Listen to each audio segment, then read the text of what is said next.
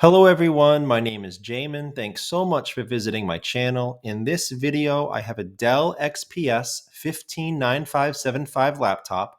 I'm going to take you on a teardown or disassembly tour, show you how to open the computer up and many of the various components you can access once you're inside. So first thing, power down your computer the correct way. Make sure it's off and unplugged from your charger. We're then going to flip it over to access our bottom case screws. So you have these three screws towards the left of my screen, these three screws toward the right of my screen, and these two screws down near the middle. After removing those, you're going to take a small, flat, preferably plastic pry tool and go along the seam of the bottom case and gently pry it up from the rest of the computer. I say plastic pry tool because that'll scratch your computer a lot less than a metal one will. Also, try not to get it too far into the computer. You could damage internal components. Just keep it on the edge, nice and firm but slow. And if you get stuck going in one direction, leave it, go to the other side, start there, and go in the other direction. After you get your bottom case off, this is what you're looking at for the inside of your computer. Now, while you're taking your bottom case off, as a general computer repair side note, whenever I'm working on a computer in my shop, it's sitting on an anti-static mat. Either that or an anti-static bracelet are great ideas to avoid damaging anything in your computer when you're working on it. If you would like any help with any tools or supplies for your project, there will be a link below in the description. It'll have a list of all the tools and supplies that I use in my shop. Also, there'll be another link there. That will be a list to all the replacement and upgrade parts for this specific model computer. I'll try to have a battery option in there as well. Now, the battery in this computer, this is a Dell part number 8N0T7. It's a 75 watt hour battery, 11.4 volt. I'll have that information below in the description as well if you want to try to find your own replacement. The way you get the battery out, you have to undo all these screws here. All the arrows are pointing to all the screws you need to undo on the battery. In order to unplug the battery, it's plugged in under this piece right here. So you would have to take these two screws out, bend this back a little bit, and then you can unplug your battery. As with any wires in a computer, try to avoid pulling on the wires. Sometimes you can damage them or you can pull them right out of the plug. So try to use your fingernails or a pry tool to wiggle that plug out of that port. If you have to apply some pressure to the cables, just be careful when you do it. But that's how you would unplug your battery. And as another side note, if you're doing any other operation in the computer and you're unplugging your battery first, you can also just use this switch. This computer model has a cool little switch right here where you slide that up, that disconnects the battery from the motherboard, making it safer to operate on. And I guess as a last side note to this operation, if you're here because your computer is not turning on, you try to turn on, it won't power up. It could be a bad battery, but it could be something else. Most laptops should still work if the charger's plugged in, even if the battery's dead. So if you can't get your computer to turn on even with the charger plugged in, there will be a video link below in the description. I'll also have it as the end video when this video is done. It'll be a tutorial showing you how to troubleshoot a laptop that's not turning on so you can find the cause. So your solid state drive is right here on the right hand side of my computer. This is a thermal pad that helps facilitate heat transfer out of that solid state drive. So you can just peel that up gently, place it to the side. I will try to have a replacement and upgrade options for this solid state drive below in that link I told you about with all the upgrade and replacement parts for this model computer. I think most of you will have a 500 gigabyte solid state drive stock or a 512 gigabyte solid state drive stock in this computer. So I'll try to have a 500 gigabyte option if you're just looking to replace it. I'll try to have a terabyte and then a 2 terabyte option if you're looking to upgrade. I believe this computer maxes out at 2 terabytes. This is a M.2 NVMe PCIe port right there. I will have all the solid state drive spec information below in the description if you're looking to find your own replacement as well. There will be a single screw right here on the right hand side. You unscrew that and then you can slide your solid state drive out of this port right there. That's how you would access your solid state drive. And I guess as a last side note to this kind of operation, if you are replacing or upgrading your drive, you most likely will have to install an operating system to the new one after installing it. Below in the description, I will have 2 video tutorial links. One will show you how to install Windows 10. One will show you how to install Windows 11 onto a Dell laptop if you need that help. After taking out these 2 screws, you also want to take out these 2 screws on the left. You want to release this ribbon cable here. You want to take this off. This section in the middle is held down by double-sided tape, so you may need to peel it up. Be careful, don't just rip it, but you can just slowly peel that up. Again, it's only double-sided tape. So once you have this component off, this is what you're looking at here. This is your CMOS battery. So it sticks down here with double-sided tape. If you need to replace this, you can easily pop that up. Get a small flat pry tool, put it underneath there, and you can pop that up relatively easily. Again, it's just double-sided tape. I will try to have a replacement CMOS battery like this below in that link I told you about with all the replacement and upgrade parts for this model computer if you're looking to replace it. If you're just here to reset BIOS using this operation, you don't need to physically remove the battery. You can leave it there. You would just need to unplug it from the motherboard for maybe 15-20 seconds. And as mentioned before, try not to pull on wires, but use your fingernails or a pry tool to pull that plug out of that port right there.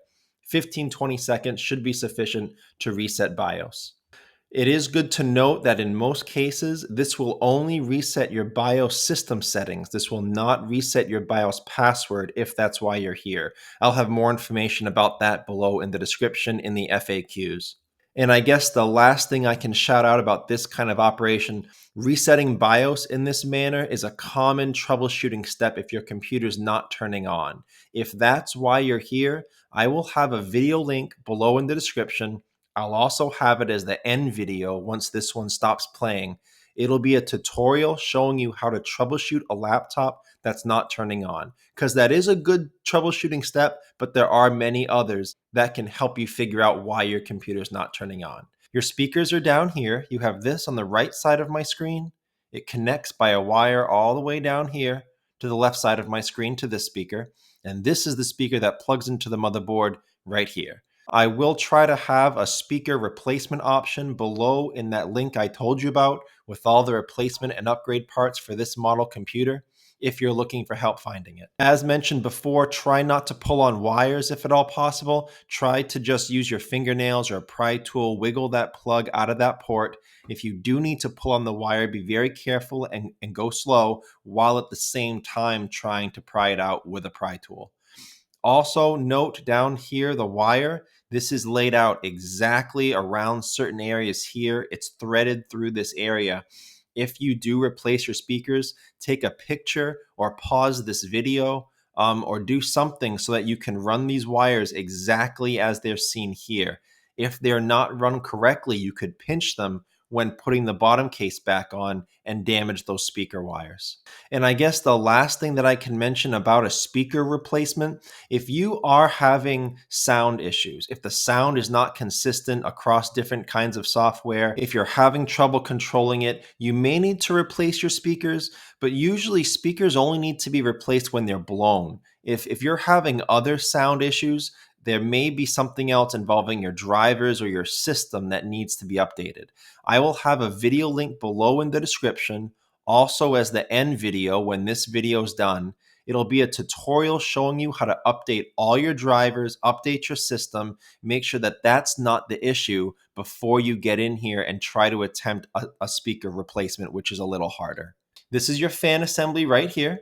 You're looking at 1, 2, 3, 4 screws near these arrows to get your fans up, and your fans plug in all together right here in the motherboard. So as mentioned before, try not to pull on the wires. These wires are very fragile. There's a grip on either side of the plug. You should be able to use your fingernails or a pry tool to unplug that from the motherboard. That will get your fans out. As a side note, guys, if you're here because your computer is overheating, or if for any other reason you need to remove your heatsink assembly and you expose your thermal paste to air, you definitely want to reapply that thermal paste. Once thermal paste has been exposed to air, it loses its effectiveness. So you want to clean off all the old stuff. You don't want to put new paste on top of old paste.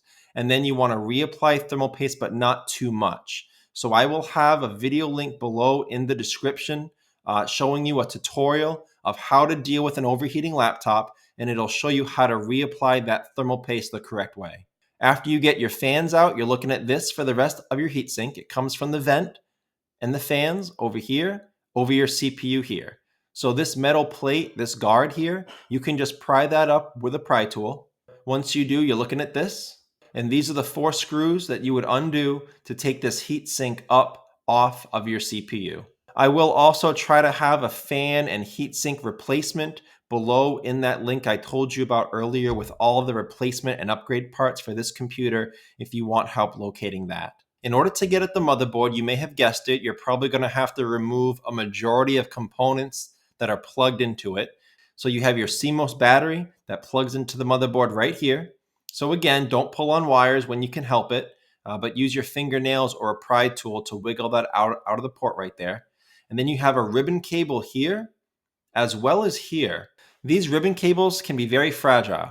The way they work is you have the ribbon cable, it plugs underneath a clip, and that clip moves up and down like a book cover, and it opens from the bottom side, and the hinges are on top.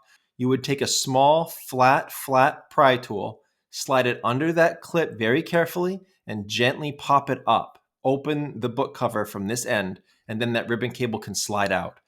Those clips are very fragile, and if you break them, you won't be able to find a replacement in most cases. So be very, very careful with those. But after you unplug those, your fans are right here. Your fan plugs into the motherboard right here. And again, these wires are fragile, but there's 2 nice large grips on either side of that plug. So you should be able to easily use your fingernails or a pry tool to get that plug out of the port right there. Then you have your heatsink assembly here.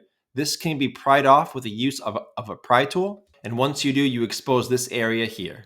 So this heatsink is held on to the CPU area by these 4 screws right here.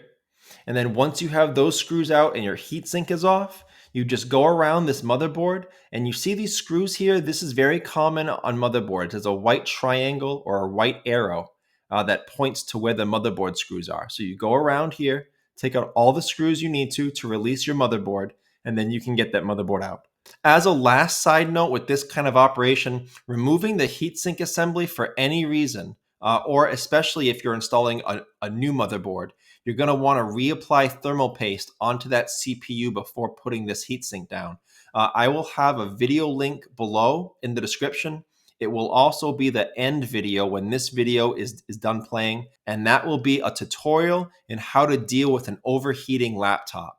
But in that video, it will show you how to reapply thermal paste correctly. You don't want to put too much stuff down, and you want to fully clean off the old thermal paste before putting on the new paste. So again, that link will be below in the description. Thanks again so much for watching. Please remember to like and share if this helped you out, if you think it can help someone else out. And feel free to subscribe if you enjoy DIY computer content like this, or if you just want to keep me on hand to answer any of your future computer questions. I do try to answer all questions throughout my channel at least a couple times a day.